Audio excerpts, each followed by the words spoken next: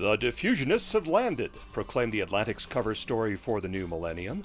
Besides lots of curious rock inscriptions scattered about, author Mark Stengel cited Newfoundland's reputedly fair-skinned Beothuks as evidence of pre-Columbian transoceanic voyages. Indeed, at Newfoundland's northernmost tip, archaeologists confirm a Viking settlement took temporary roots 1,000 years ago, but that's about all they'll concede, clearly not buying into artist George Catlin's belief Welsh Prince Maddox sailed to the New World in 1170. Catlin braved the wilderness to paint Native Americans in the 1830s. He found red hair and blue eyes among the Mandan tribes in the Dakotas.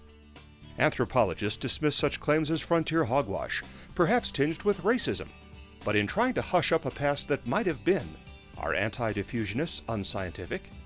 Vine Deloria Jr., a Sioux tribal member, told Stengel reverse racism perpetuates false history.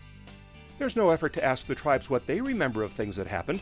Numerous tribes do say that strange people doing this or that came through our land, visited us, and so on.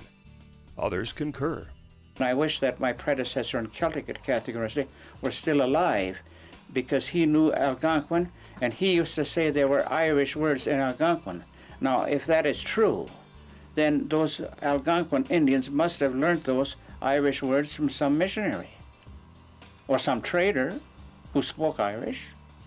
A 1925 Kansas Historical Collections article by Mark Zimmerman focused on a mysterious tribal anomaly, the Skidee Pawnee.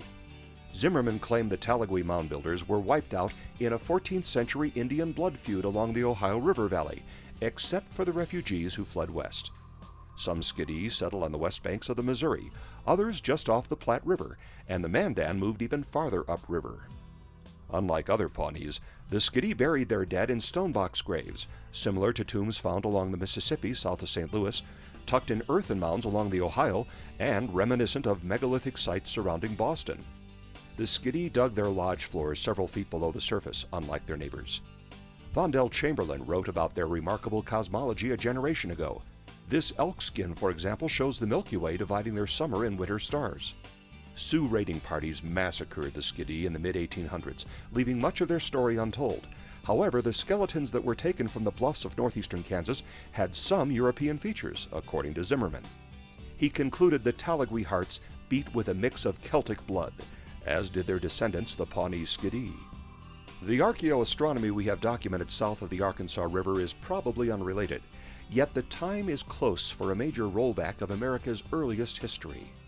As echoes from the past persist and reverberate, historians must soon note the harmony.